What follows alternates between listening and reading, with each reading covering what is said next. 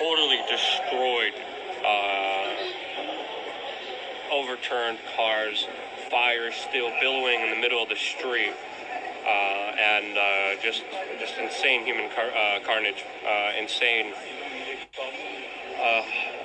suffering, trauma, lifeless bodies on the ground. Just. Hello, this is Mike.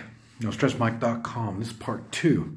And I was talking about, this is what you just saw was some footage from We Are Change on YouTube. And they're in France and or in Paris. They're having, it's a live feed, and they were dealing with some explosion that they had. And this is what we need to prepare for, is stuff like this.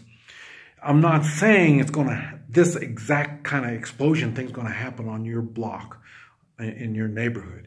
But to keep it from happening, you need to take steps.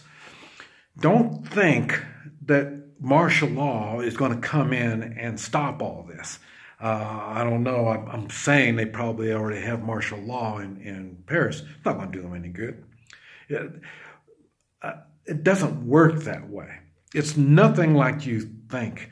Martial law, law enforcement is not going to be able to handle bad situations like this. When it gets big, if it's a little local thing, they can handle it. When it gets big, they don't. But the military, martial law, first, law enforcement is going to need the militia. They're going to need to work with you. So if you already have your militia formed, 3 of you, now you can coordinate your block. With just those 3, you can coordinate your block. You don't need to be soldiers running around with guns. You need to have a plan.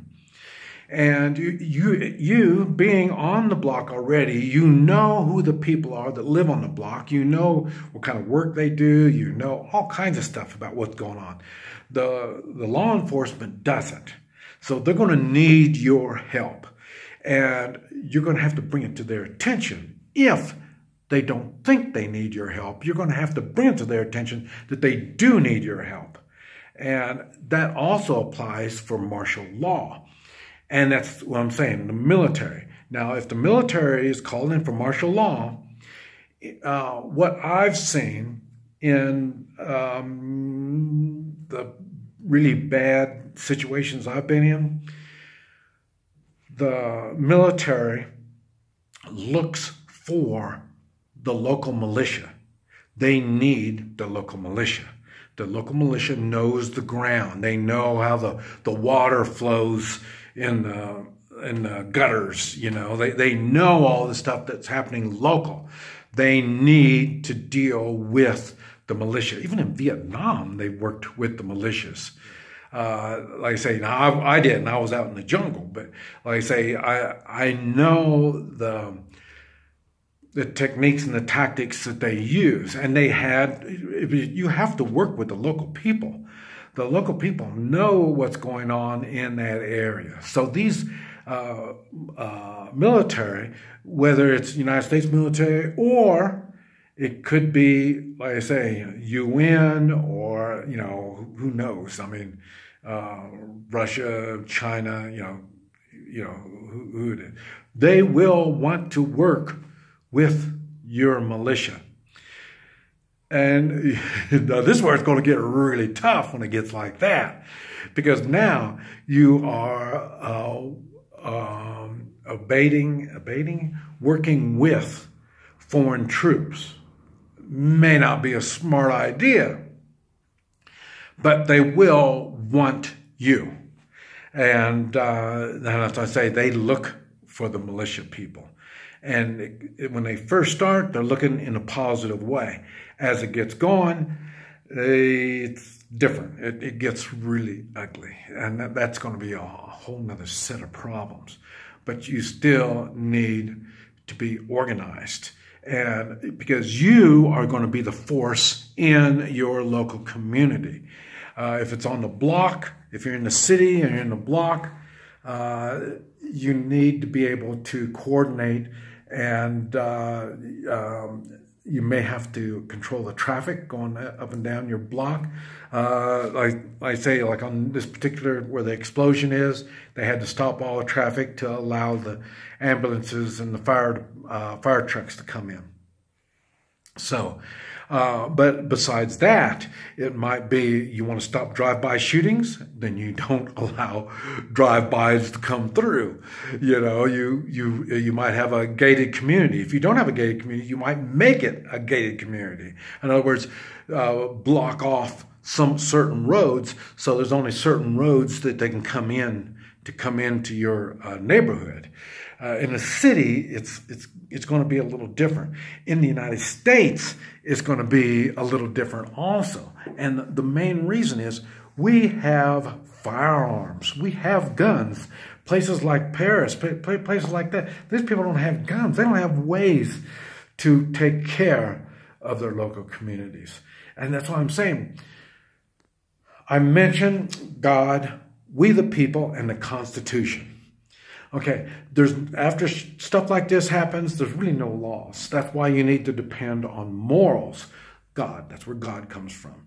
You have to believe in God, or a God, I don't care what it is, but you have to, because God has you, you're going to be doing things that is legal or not legal. I don't know, but it has to be moral. To a certain degree. As it gets going, you're going to put your morals to the test. You're going to find out what morals is really all about. Like I say, if it turns into a war type situation, that's where you put your morals to the test. And this is what I talk about on my videos, Crappy Vietnam War Stories. I got a blog on that, and that talks about what I had to go through with my morals, putting my morals to the test. That's what's going to be happening to you. People in your neighborhood, your block, they're going to be depending on you. So there's going to be things you're going to have to be doing or be ready to do if you have to.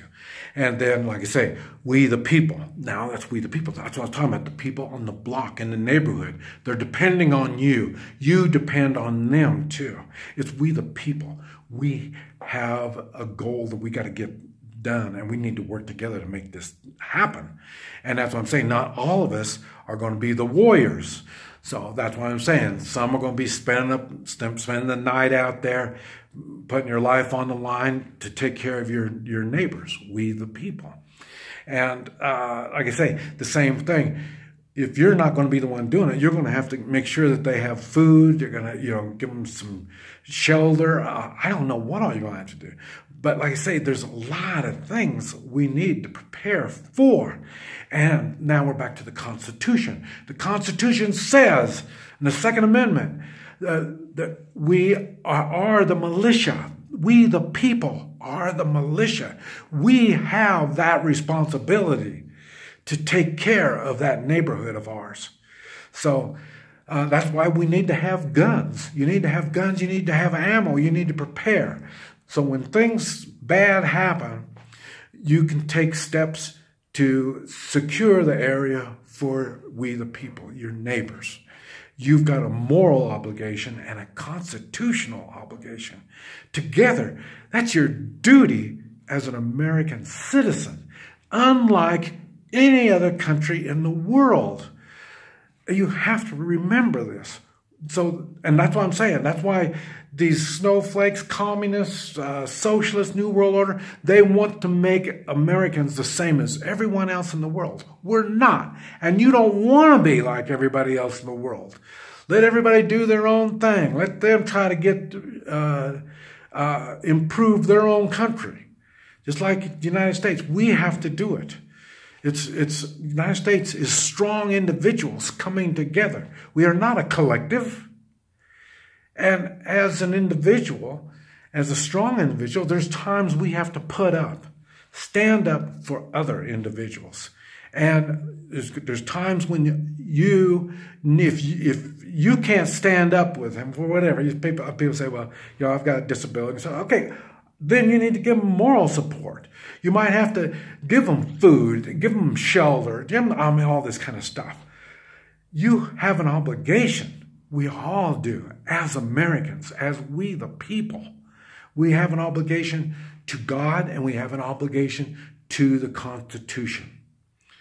This is Mike, NoStressMike.com.